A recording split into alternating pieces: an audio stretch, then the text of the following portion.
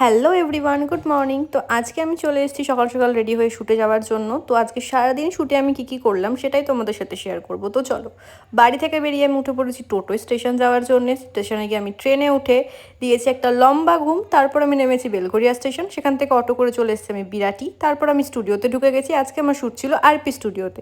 আমি এসে দেখি অলরেডি আমার আগে থেকে মেকআপ আর্টিস্ট দিদি, ফটোগ্রাফার দাদা সবাই ওয়েট করছে। এখানে আমি বসেও পড়েছি মেকআপের জন্যে। আর এই যে আমাদের অতনুদা, তারপরে আমার বেস্ট। আর এই দেখো আমার বেস্ট অলমোস্ট রেডি। এখন হচ্ছে আমার কলকা। এই পুচকিটা আজকে আমার একটা সুন্দর কলকা করেছে।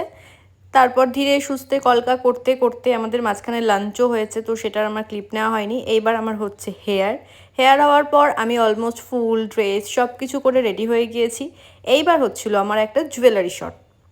তো সেই জুয়েলারি পরতে পরতে আমি ভাবলাম যে কটা শট নেওয়া যাক। তো সেইখান থেকে জুয়েলারি পরে শর্ট রেডি হয়ে আমি হয়ে গেছি একেবারে শ্যুটের জন্য রেডি।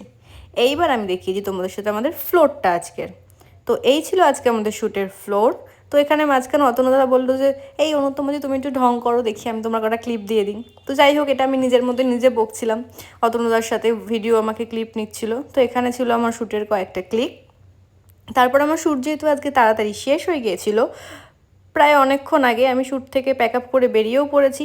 এইবার যাব আমি আরেক জায়গায়। এখান থেকে বেরিয়ে আবার ট্রেনে উঠে পড়েছি। এইবার চলে এসেছি দেখুন কে। তো যাই হোক, ইনার সাথে আমার অনেক দিন পর দেখাম।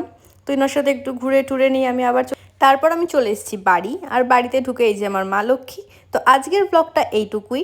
আবার তোমাদের সাথে দেখা হবে কোনো নেক্সট ব্লগে। বাই।